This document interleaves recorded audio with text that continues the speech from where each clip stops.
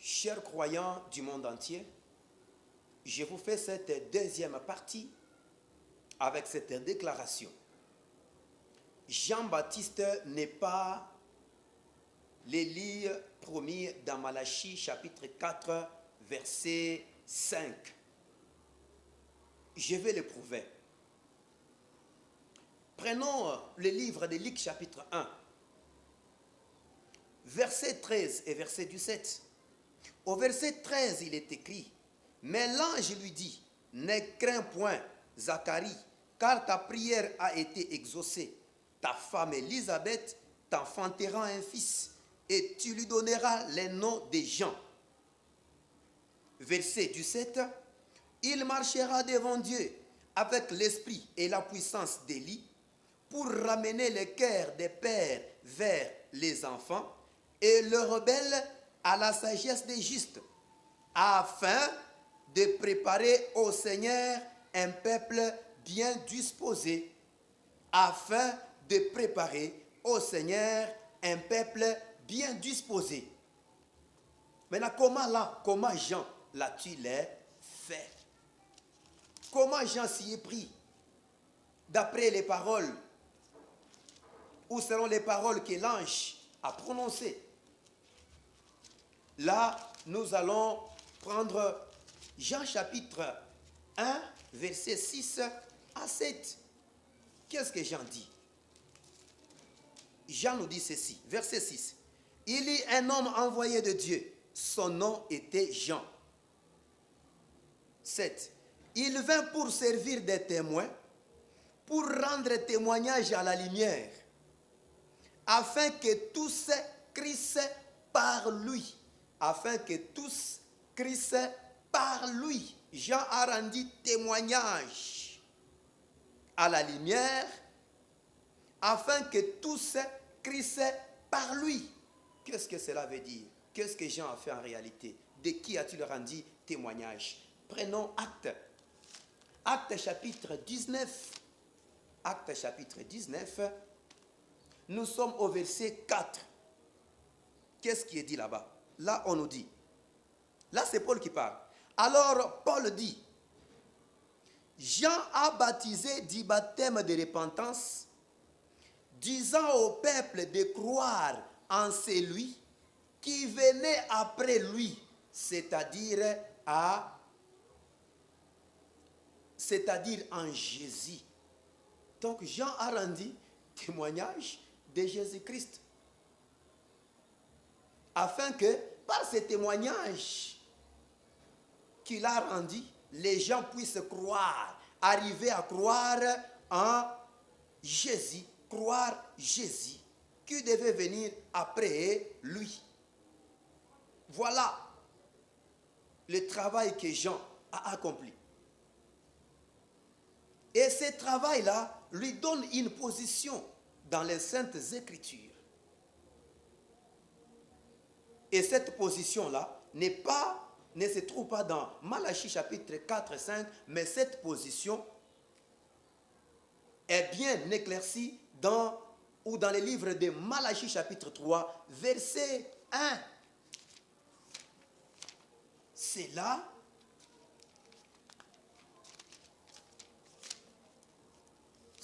que Jean trouve sa position. C'est là qu'il est parlé de lui, qu'il est parlé de ce qu'il devait faire ou de ce qu'il a fait. Malachie chapitre 3 verset 1. Là on nous dit, voici j'enverrai mon messager. Il préparera les chemins devant moi. Et soudain entrera dans son temple les seigneurs que vous cherchez et les messagers de l'alliance que vous désirez. Voici, il vient, dit l'Éternel des armées.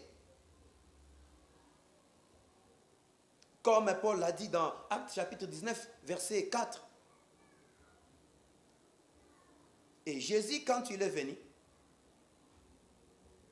il n'est pas venu il n'est pas venu faire ce qui est comme ce qui est mentionné dans le livre de Malachie 4, chapitre 5, 6, pour venir vouer par interdit. Vouer les pays par interdit. Ce n'est pas ce que Jésus-Christ a fait. quand lui est venu, il a prêché l'évangile de Dieu. Vous voyez? Alors la position que les prédicateurs donnent à Jean-Baptiste, disant qu'il est l'Élie promis, dans Malachie 4, 5, les prédicateurs, les pasteurs et les autres disent un mensonge, ce sont des menteurs. Car lorsque Jésus est venu, il n'a pas voué le pays par interdit. Il est venu avec l'évangile. Il a prêché l'évangile de Dieu. Donc après le message de Jean-Baptiste, est venu le message de Jésus. Et après le message apporté par Jésus, Paul est venu, les autres sont venus, voyez-vous. Or, selon Malachie 4, 5, donc après le message de cet Élie-là, de Malachie 4, il ne viendra pas encore un homme avec un autre message. Donc son message à lui, l'Élie de Malachie 4, c'est le dernier message jusqu'à ce que Jésus-Christ va venir pour vouer par interdit les pays. Et c'est très clair. Considérons les témoignages des gens lui-même, s'il se donne cette position, les positions que les prédicateurs lui donnent. Voilà ce que Jean dit. Nous sommes dans le livre de Jean, Jean chapitre 1, Jean chapitre 1, verset 23. Écoutez ce que Jean dit. Écoutez, Jean reconnaissant sa position, reconnaissant sa place. Il vous dit à vous tous que les gens ont menti, de reconnaître la place de Jean-Baptiste. Et Jean-Baptiste vous la pointe. Jean chapitre 1, verset 23. Il dit ceci. Moi je suis la voix de celui qui crie dans le désert. Aplanissez les chemins du Seigneur. Comme a dit Ésaïe, les prophètes. Comme a dit Ésaïe, les prophètes. Donc l'écriture qui parle de lui dans l'Ancien Testament, Jean vous la révèle. C'est Ésaïe chapitre 40, verset 3. Et ce n'est pas ce que les autres là vous disent. Maintenant les témoignages de Jésus. Écoutez maintenant Jésus-Christ. Lui qui nous a apporté la vérité et la grâce selon ce qui est écrit dans Jean chapitre 1 verset 17. Écoutez les témoins de Jésus-Christ. Nous sommes dans le livre de Matthieu. Prenons Matthieu chapitre 3. Matthieu chapitre 3 verset 3. Jésus-Christ dit ceci. Il dit, Jean est celui qui avait été annoncé par Ésaïe, les prophètes, lorsqu'il dit, c'est ici la voix de celui qui crie dans le désert. Préparez les chemins du Seigneur, aplanissez ses sentiers. C'est Jésus.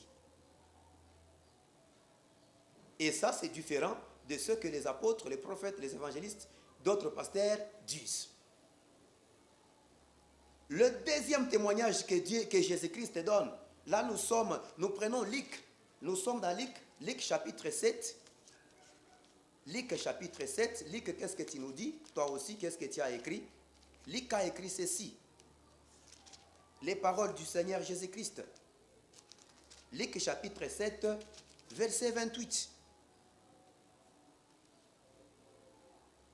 Il dit ceci.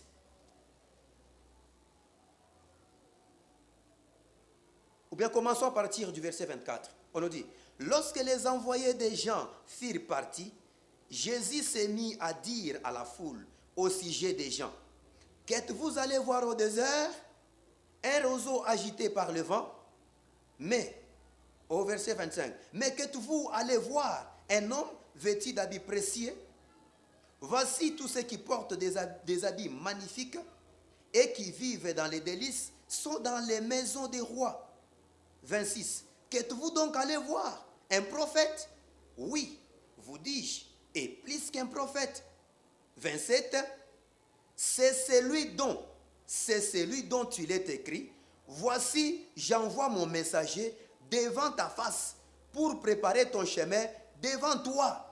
C'est verset 27, c'est là que se trouve le problème. Verset 27, voici, j'envoie mon messager devant ta face pour préparer ton chemin devant toi. Et qu'est-ce que Jean a fait? Il a préparé les chemins. Devant qui? Devant Jésus. Il a amené les gens à croire en Jésus-Christ par son témoignage. Ce que Jean a fait.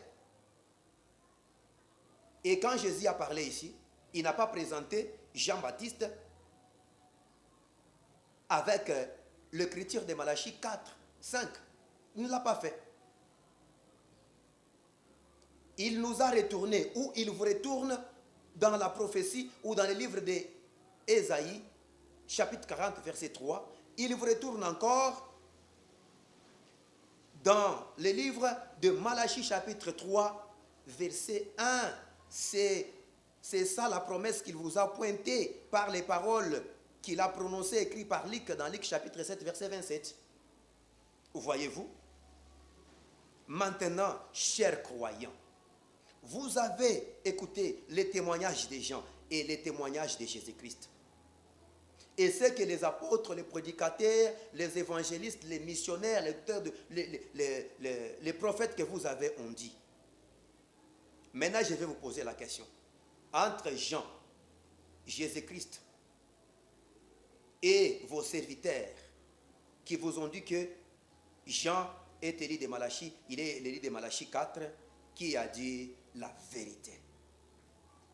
Moi, ce que je vous ai dit, c'est que Jean-Baptiste n'est pas élu de Malachie 4. Et si vous pouvez le confirmer par l'écriture, d'après les paroles prononcées par Jésus-Christ ou par Jean-Baptiste, comme dans les commentaires, écrivez-moi, envoyez-moi cette écriture. Que Dieu vous bénisse et que le Saint-Esprit vous conduise à croire la vérité. Et cette vérité, c'est que Jean-Baptiste n'est pas élu de Malachie chapitre 4, verset 5.